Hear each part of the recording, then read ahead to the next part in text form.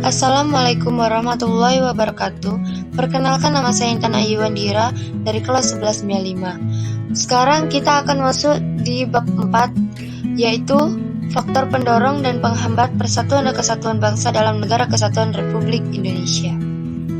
Pertama-tama, saya akan menjelaskan apakah ada perbedaan antara persatuan dan kesatuan bangsa. Jawabannya ada. Menurut Kamus Besar Bahasa Indonesia, persatuan adalah gabungan atau ikatan kumpulan dan sebagainya beberapa bagian yang sudah bersatu. Sementara kesatuan adalah perihal satu keesaan yang bersifat tunggal.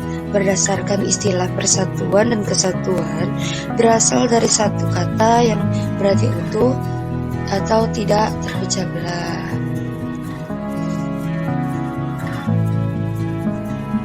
Nah, selanjutnya kita akan membahas berita hoaks. Nah, berita hoaks ini kan salah satu masalah yang bisa meruntuhkan persatuan dan kesatuan bangsa Indonesia. Jadi, kira-kira dasar hukum apa yang dapat digunakan oleh penegak hukum untuk menangani masalah pembuat dan penyebar berita hoaks ini? Nah, sebelum kita membahas tentang hukum-hukum berita hoaks, kita membahas pengertian hoaks dulu yuk. Nah, pengertian hoaks itu adalah berita bohong. Terus, apakah hoaks termasuk tindak pidana? Jawabannya iya. Nah, dasar hukum berita hoaks itu tercantum pada pasal 45A ayat 1 Undang-Undang 19 2016 yang berbunyi, dibaca ya isi undang-undangnya. Terus, apa ya dasar hukum yang digunakan oleh penegak hukum bagi penyebar berita hoaks yang dapat mengakibatkan kerugian konsumen dalam transaksi elektronik? Nah, ternyata tuh dasar hukumnya itu ada 6. Yang pertama, jika berita bohong bermuatan kesusilaan, maka dapat dijerat pidana berdasarkan pasal 27 ayat 1 UU ITE. Yang kedua, jika bermuatan perjudian, maka dapat dipidana berdasarkan pasal 27 ayat 2 UU ITE. Yang ketiga, jika bermuatan penghinaan atau pencemaran nama baik, dipidana berdasarkan pasal 27 ayat 3 UU ITE. Yang keempat, jika bermuatan perasaan dan pengancaman, dipidana berdasarkan pasal 27 ayat 4 UU ITE. Yang kelima, jika bermuatan menimbulkan rasa kebencian berdasarkan sara, dipidana berdasarkan pasal 28 ayat 2 UU ITE. Yang keenam, jika bermuatan ancaman kekerasan atau menakut-nakuti yang ditujukan secara pribadi, dipidana berdasarkan pasal 29 UU ITE.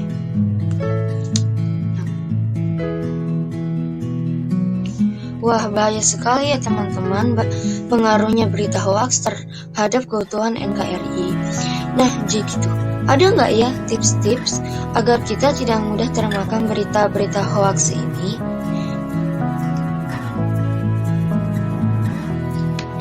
Jawabannya ada.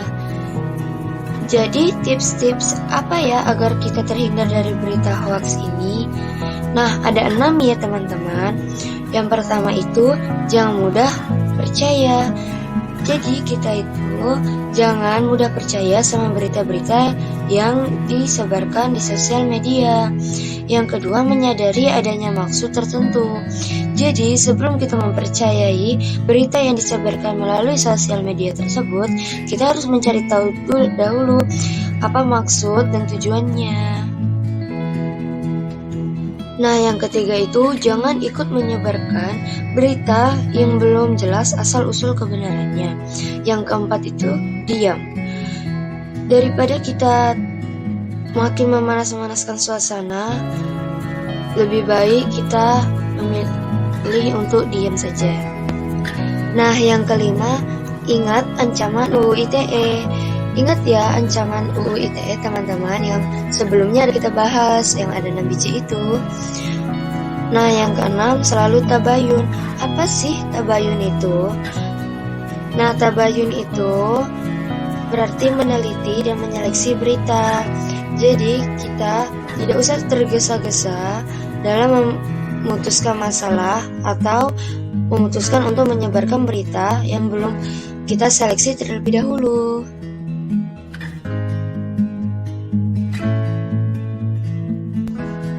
Oh iya Tan, ada nggak lembaga-lembaga yang berperan dalam mencegah dan mengatasi penyebaran berita hoaks ini?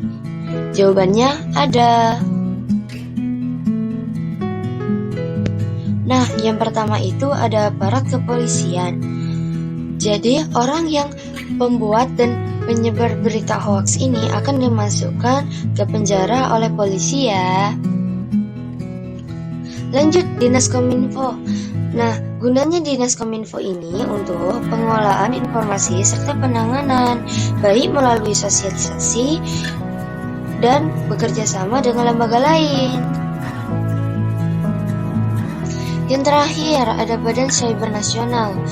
Gunanya Badan Cyber Nasional ini untuk menyaring agar kita bisa membedakan mana berita bohong dan berita benar. Saya Intan Ayu Andira, terima kasih.